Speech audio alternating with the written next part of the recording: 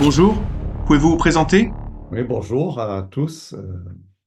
Je suis d'origine canadienne, mais j'ai plus vécu en France qu'au Canada. Et mon épouse Catherine est française. Nous avons trois grands-enfants mariés et sept petits-enfants.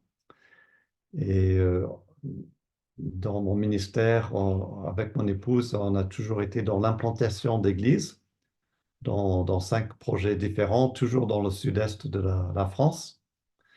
Et en parallèle de ce ministère d'implantation, j'ai un ministère d'enseignement, donc notamment à l'Institut biblique de Genève, où je donne le cours sur l'Épître aux Romains et le cours sur l'Épître aux Hébreux.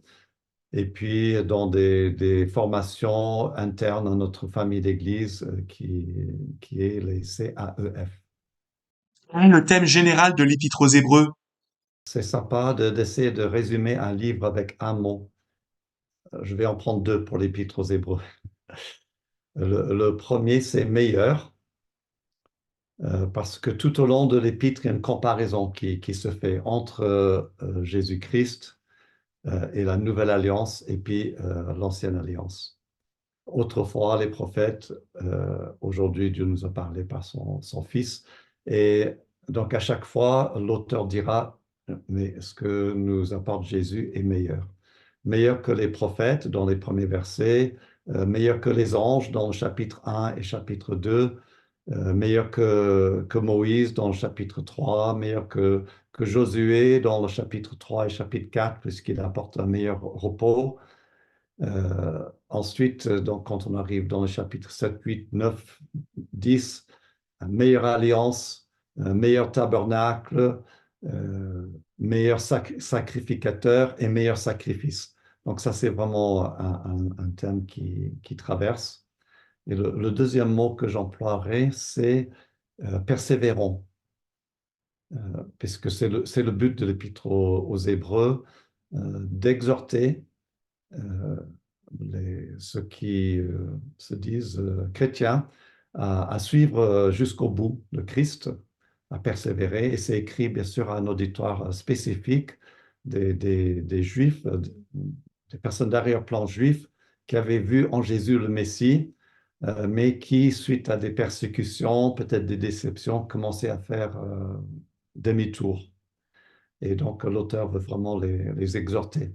Mais j'aime bien aussi mettre ces deux mots ensemble, euh, puisque Jésus est meilleur, puisque Jésus est l'accomplissement de l'Ancienne Alliance, de tout ce que l'Ancienne Alliance appelait de ses voeux, alors persévérons dans la foi en Christ, parce que seule cette foi-là sauve. Voilà pour résumer le, le message de l'Épître aux Hébreux. Qu'apporte l'Épître aux Hébreux par rapport aux autres lettres du Nouveau Testament? Si Hébreu n'était pas dans notre canon du Nouveau Testament, oui, il nous manquerait des choses importantes. Il y a énormément de christologie dans l'Épître aux Hébreux, avec des accents un peu différents que les épîtres pauliniennes. Dans les épîtres de Paul, on va beaucoup mettre l'accent sur Christ, Fils de Dieu, sur le Christ mort et ressuscité.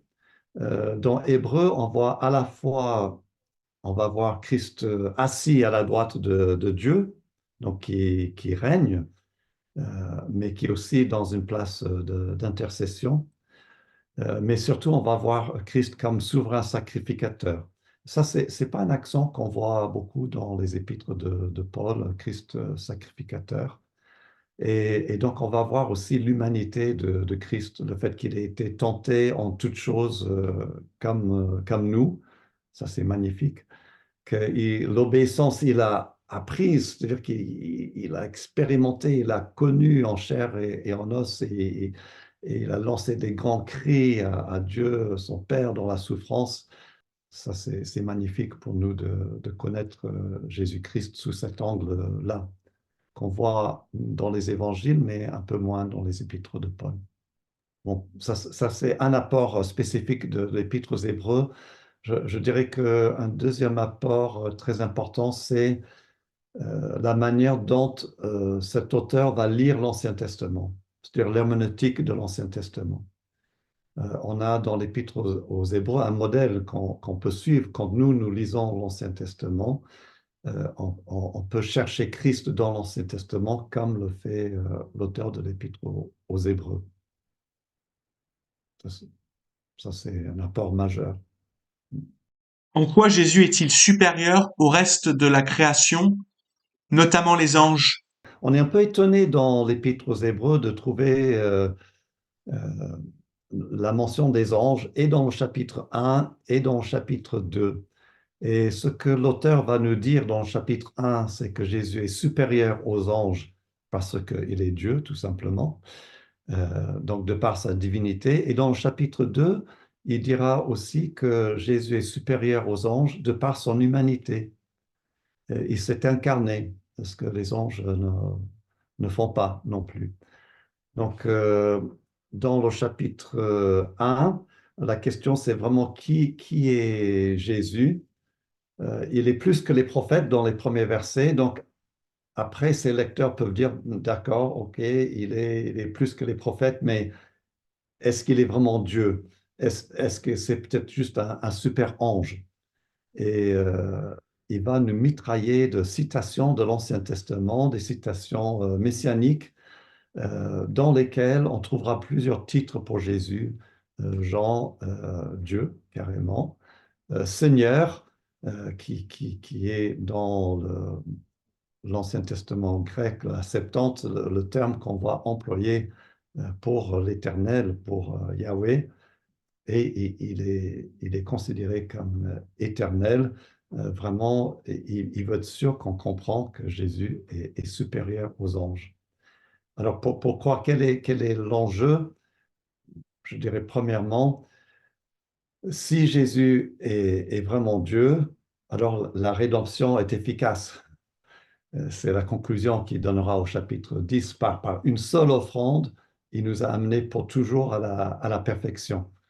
Donc, voilà l'importance de la divinité de Christ dans cette offrande.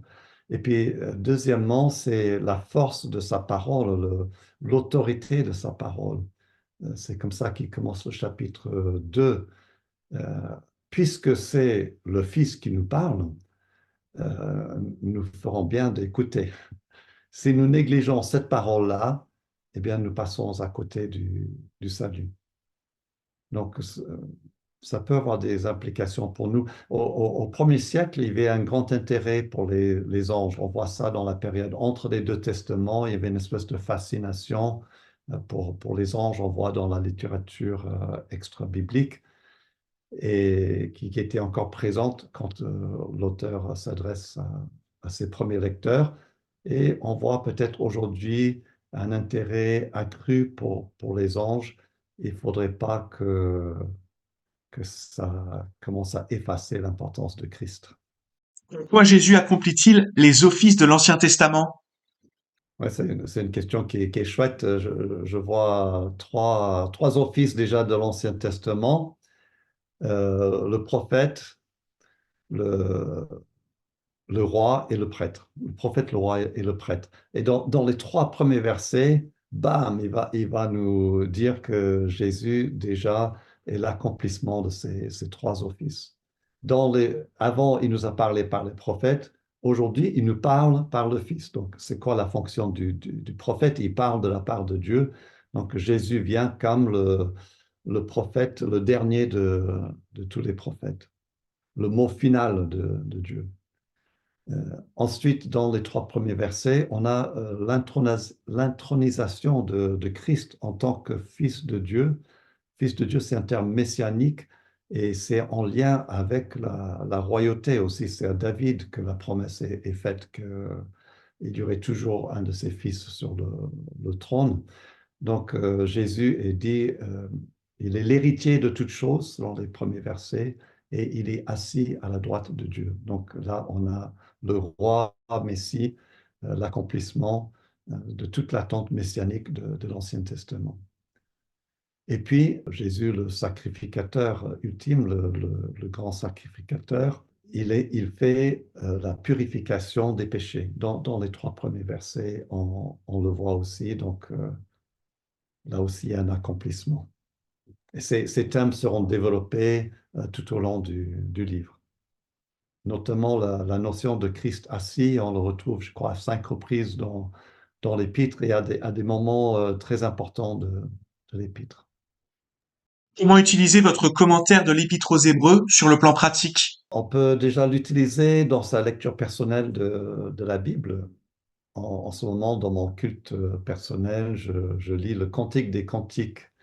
Alors, je suis en train de lire le commentaire de Woody Lewis sur le Cantique des Cantiques et je trouve que ça enrichit mon appréciation du texte, ma compréhension. Donc, un commentaire n'est pas antinomique avec un culte personnel, d'autant plus que j'ai essayé, j'espère avoir réussi à ne pas faire quelque chose de très aride, de très technique. C'est vraiment un commentaire qui est axé sur l'application. Déjà pour son culte personnel, on peut l'utiliser dans des groupes d'études bibliques parce qu'à à la fin de chaque chapitre, il y a des questions. Donc, la personne responsable de l'étude pourrait s'inspirer de ces questions pour le groupe. Et puis, il faut l'avouer, il y a des textes pas faciles dans l'Épître aux Hébreux, quand on est dans le chapitre 6, quand on est dans le chapitre 10, il y a des exhortations très hardes. Euh, la question survient, est-ce qu'on peut perdre le salut ou pas? Donc, je pense que quand on bute contre quelques textes difficiles, on peut se référer à un commentaire pour se faire aider. Et puis, moi, j'espère que ça pourra aider aussi des prédicateurs. Comment pouvons-nous prier pour vous? C'est une question très sympa, merci beaucoup. Je vais répondre avec un verset de l'Épître aux Hébreux, chapitre 13, verset 7. C'est Souvenez-vous de vos conducteurs qui vous ont annoncé la parole de Dieu, considérez quel est le bilan de leur vie et imitez leur foi. Euh, J'aime bien ce texte parce que ça dit deux choses au sujet des conducteurs, deux choses qu'ils doivent faire. Ils doivent annoncer la parole de Dieu, déjà. Considérez vos conducteurs qui vous ont annoncé la parole de Dieu. Donc, que le Seigneur me remplisse toujours de ce zèle pour annoncer la parole de Dieu, c'est le meilleur des cadeaux que je pourrais faire à l'Église. Et puis aussi, les conducteurs doivent avoir un bon bilan de vie, être un bon exemple et jusqu'au bout. Ce mot bilan dans le texte, d'ailleurs, il est parfois traduit par considérer la fin de leur vie. Et donc, malheureusement, on connaît quelquefois des pasteurs, des prédicateurs qui terminent pas très bien la course. Donc, que le Seigneur m'aide à bien terminer la course et être un exemple.